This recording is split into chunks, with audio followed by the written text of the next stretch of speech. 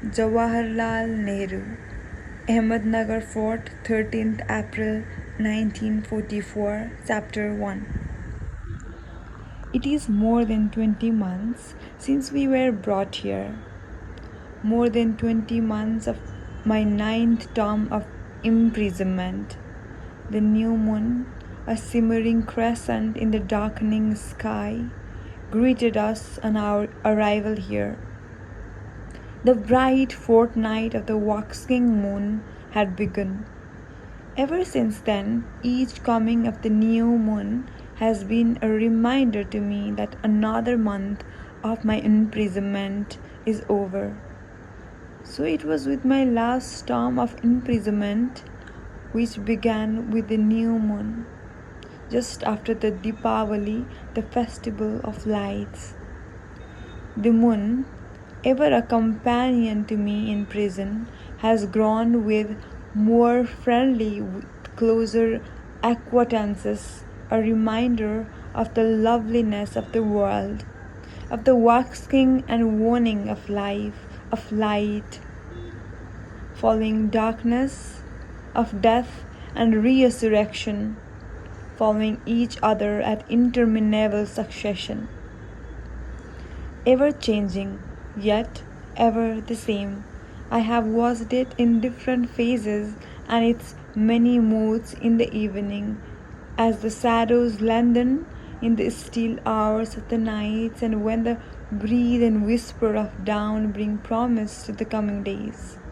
How helpful is the moon in counting the days and the months, for the size and shape of the moon when it is visible indicate the day of the moon with a fair measure of exactitude. It is an easy calendar, though it must be adjusted from time to time. And for the peasant in the field, the most convenient one to indicate the passage of the days and the gradual changing of the season.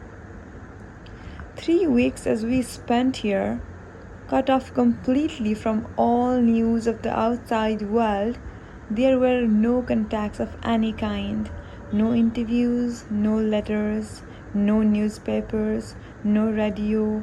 Even our presence here was supposed to be a state secret, unknown to any except to the official in charge of us, a poor secret, for all India knew where we were. Then newspapers were allowed, and some weeks later, letters from near relatives dealing with domestic affairs.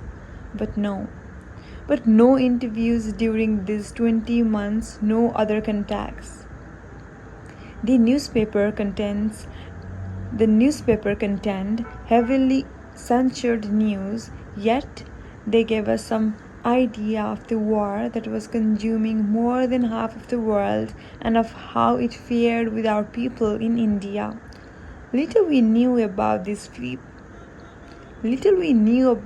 people of our except the souls of thousands lay in prison or internment camp without trial.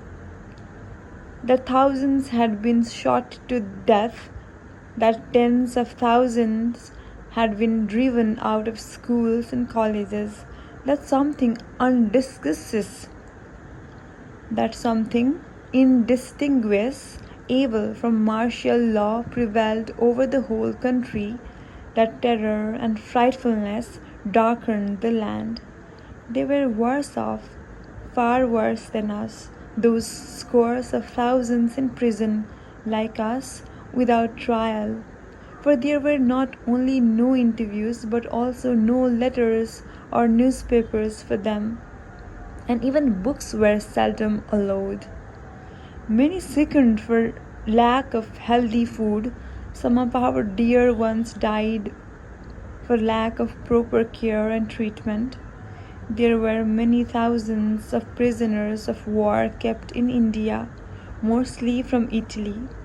We compared their lot with the lot of our own people. We were told that they were governed by Geneva Convention, but there was no conviction or law or rule to govern the conditions under which Indian prisoners and detainees had to exist except such ordinances which it pleased our British rulers to issue from time to time. Famine.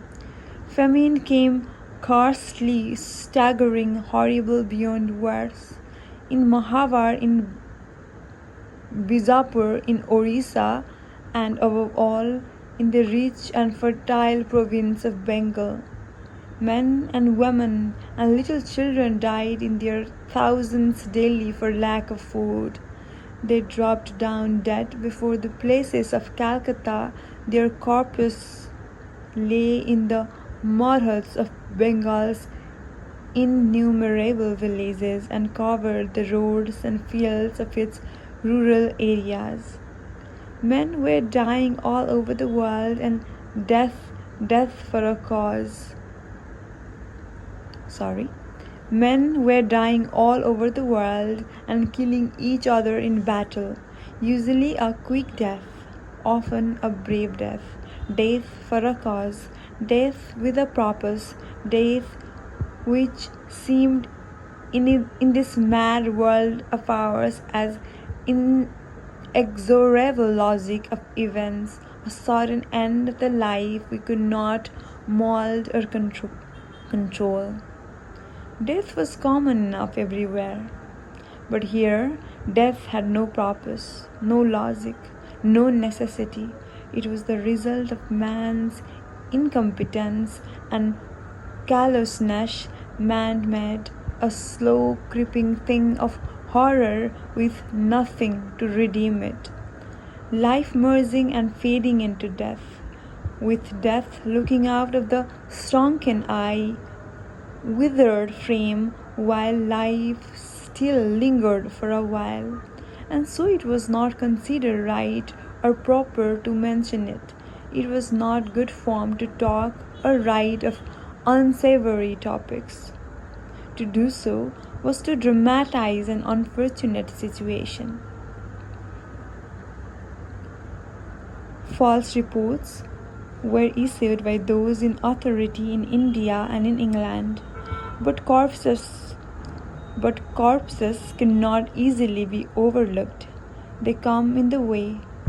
While we fires of hell were consuming the people of Bengal and elsewhere, we were first told by high authority that owing to wartime prosperity, the peasantry in many parts of India had too much to eat.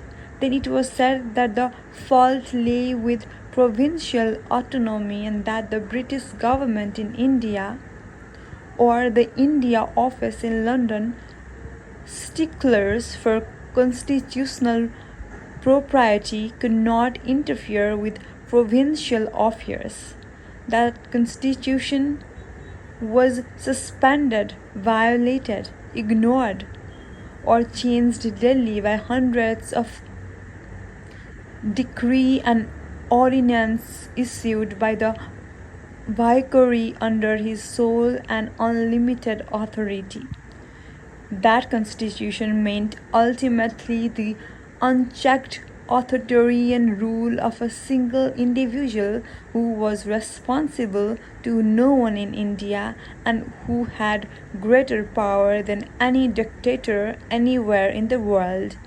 That constitution was worked by the permanent services, chiefly the Indian Civil Service and the police, who were mainly responsible to the governor, who was the agent of viceroy and who could well ignore the ministers when such existed.